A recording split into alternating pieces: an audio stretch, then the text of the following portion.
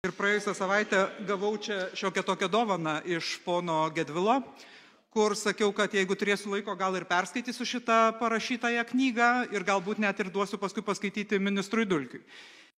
Prašau, iš karto pasakau, kad tos knygos neskaitysiu, sveikatos ministrui jos taip pat neduosiu skaityti ir šitą dovaną norėčiau tiesiog grąžinti atgal. Ačiū. Tai fiksuojam dovanos grąžinimą. Pirmiausia, tai noriu padėkoti, naudodamasis progą, premjeriai už išskirtinį dėmesį knygai. Tad skaitau, kad žmogus, kuris perdavė tą dovaną, aš manau, tikrai liks patenkintas.